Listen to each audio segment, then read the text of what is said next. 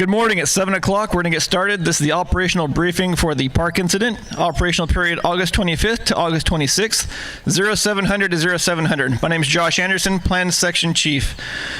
Couple ground rules. Please silence your cell phones, mute your radios, and take all sidebar conversations outside the briefing area. We're going to cover our incident objectives. Management objectives. Provide for emergency personnel and public safety at all times. Protect property, improvements, and infrastructure. Ensure costs are aligned with mission priorities. Ensure coordinated, timely, and accurate release of public information. Continue to enhance and maintain positive relationships with all local partners, cooperators, and stakeholders. Protect economic, natural, cultural, and heritage resources. Implement fire suppression repair activities in accordance with approved suppression repair plans. Control objectives. Keep the fire within the current fire perimeter. Up first, current situation with night operations. Good morning, Stephen Ward, Night Operations, Incident Management Team 6. So last night was a quiet, cool evening. We had one Charlie that was spread out throughout the fire, or throughout the branch 15 and 18 area, and one Golf available in the same area. So nothing really to report other than we assisted the unit for a vehicle accident in the area, but outside of that, it was a quiet evening. Thanks. And now weather. Hey, good morning, Bob Honish, incident meteorologist for the park incident. Starting off pretty cool today in the wake of yesterday's weather system. Temperatures out there right now, mid-50s down low here, generally in the 40s on most of the fire incident, and as cool as the mid-30s up at Mineral and the head of Milk Creek up there above 4,500 feet. So starting off cool. We do see some pretty good warming and drying today after yesterday's system. Afternoon temperatures in the 70s, higher elevations generally getting into the 80s over most of the fire incident to the mid-upper 80s down here towards camp. Humidity getting down 20 to 30% across most of the mid-lower elevation areas. That moisture from yesterday is probably going to keep the higher elevation areas above 30% just from all that precipitation that fell up there yesterday. Our winds today out of the north to northeast, fairly light, a few afternoon gusts as high as around 15 miles an hour. So overall, pretty nice day today. Looking ahead, this is just the beginning of a stronger warming and drying. By the Tuesday of this upcoming week, we're back to hot, dry, poor humidity recoveries, but no significant wind events or anything in sight. That's your fire weather forecast. Have a good, safe shift. And now fire behavior. Good morning, Stephen Vollmer, Fire Behavior Analyst. So with all that rain that we had yesterday, we're going to see all of the fine flashy fuels taken out of the equation. Anything along Highway 99, all that grassland down in the lower elevations, that's going to take at least 24 to 36 hours to dry out to the point where it will sustain an ignition for us. Up in the upper elevations, up through Mineral and the northeast section of the fire, we're going to expect to see that 36 to 48 hour time span where it's going to take that long for that stuff to dry out. Those cool temperatures, those high humidities up there are just going to hamper the any ignition that happens, but there's still a lot of dozer piles out there that could retain a lot of heat depending on how deep that stuff was buried a couple weeks ago. So just have a safe shift. Next, safety. Good morning. Jack Warden, Safety Officer. Day 33. 33 days of safety briefings, 33 days of opportunities for success, and 33 days we've asked you to open to page 6 and 7 of your IAP to look at today's safety message. Although 33 days can seem very monotonous, today will be anything but that out on the line. So utilize today to rehydrate, refocus on your safety gear, and start analyzing new hazards as things dry out and you re-engage. You've endured extreme heat and fire behavior, flooding rains, and at high elevations outside the fire area, some covering snowfall. So don't let 1 inch of rainfall wash away your focus. Mother Nature can't hold it back anymore, so let it go and focus on what you can't control. Remain disciplined in your safety approach and have a productive shift. Air operations.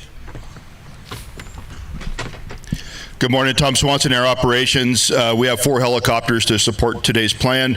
2 Type 1s, a Type 2 with crew to support initial attack. 1 Type 3 to support a recon request out of Red Bluff Airport. Copter 606, Divina aircraft for day hoist, and Guard 820 for night hoist capability available out of Reading. And now medical. Good morning, Luke McAlpine Medical. For a 12-hour day shift, we're going to have 3 teams aligned medics, 2 REMS teams, and 1 ambulance. Night shift, we'll have 1 ambulance. Back here in base camp, Cal, Matt, and Mert is still set up for medical supplies and treatment. As you go into your breakouts this morning, please take the time to review the correct medical reporting procedures. If you have any questions, your line medics and REMS teams will be a great resource for you. Have a great day. Communications. Good morning, Ryan Clausen, Communications Unit Leader. If you could, please turn your pages to 55 and 56 for today's comms plan. For Butte Patrol Group, you'll be on CDF TAC 24. Division Charlie Echo Foxtrot, you'll be on NIFC TAC 5. Butte Fire Suppression Repair, NIFC TAC 6. Division Whiskey X-Ray, CDF TAC 20. Division Quebec Uniform V-Fire 24. Hazard Trees Group, you'll be on NIFC TAC 2. Tehama Fire Suppression Repair, NIFC TAC 3.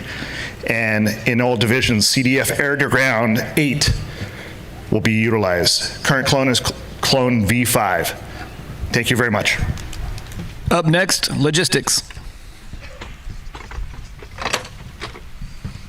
Good morning, Brian Louise, Logistics. Just want to remind everybody that tomorrow's Monday. School comes back in session tomorrow. So we had folks out there helping you guys get in and out of base camp. They're not going to be out there tomorrow as our numbers have reduced, so please plan accordingly. Additionally, just a quick thank you from our supply unit and all of us here in camp for all the hard work that you guys have done out there. The hoses coming off the line, the tanks and the pumps, all those durable items, they're coming back to us, and we certainly appreciate that. Today, I'd like you to take the time as you go through the chow line and walk around camp when you come in this evening. Right now, our kitchen is already put out 121,000 meals over the last 33 days, and it's the same kitchen crew. So when you're going through the chow line, please make sure to take a moment, say thank you, give them a smile, and we definitely appreciate their work. Along with that, behind the scenes, we have Triple C's. They're walking around here, they're picking up garbage, they're cleaning up things, they're making sure this camp stays nice. Engage them in conversation, tell them hello, and say thank you. End of report. Training. Good morning, Anthony Masuko, Training Specialist. Your training message is on page 77 of your IAP. The training shop will close this Wednesday at 1200 hours, so if you still need to validate your training record, please stop by with your task book evaluation record, ICS 225, and your final evaluation page if you're getting qualified. Just a reminder, you do not need to wait for your assigned demob time to come see us in the training shop. If you've got the paperwork, come complete your training record. Thank you. Information. Good morning, Robert Carvalho Information. If you turn to page 60, I have some new numbers for you. Acreage is 429,603 acres, 78% contained. Personnel, 2,357. If you have any packages that may have arrived, they're at the white trailer to your left in the front of the entrance. And we ask that since we are transitioning down into the fire, that you guys stop ordering any mail into the PIO, because we don't want those to come in after we're gone. Thank you.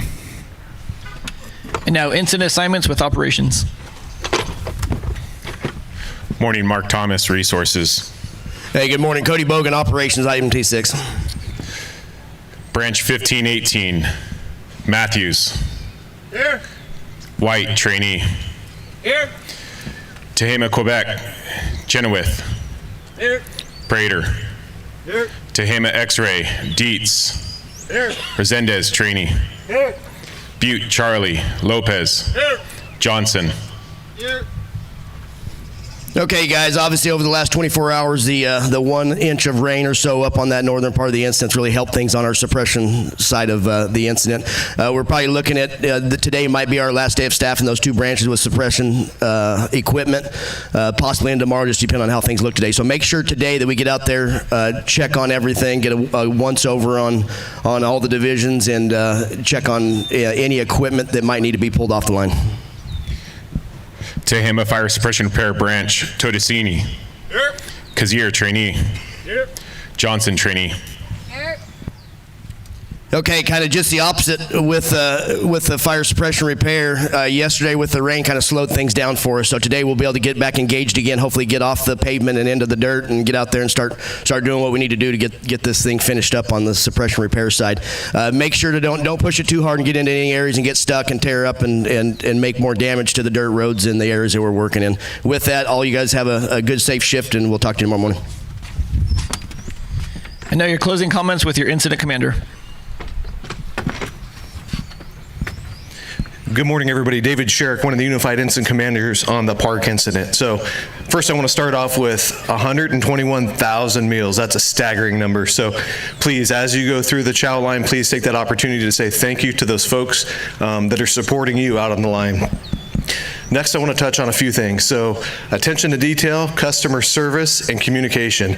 At this point in the incident, that stuff starts to diminish, and that's not anybody's intent. It's just that complacency that automatically comes on as you've been driving that same piece of line going out through the same areas. So take those opportunities to identify those areas where you can have improvement.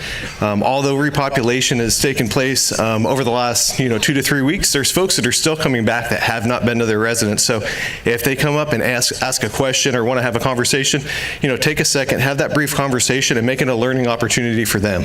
So with that, go out, have a safe day. Thank you. Before you go to your breakouts, just a couple of reminders. Next planning meeting today at 1700 hours. Tomorrow's operational briefing back here at 0700 hours. All unassigned resources to the tables behind briefing. Thank you.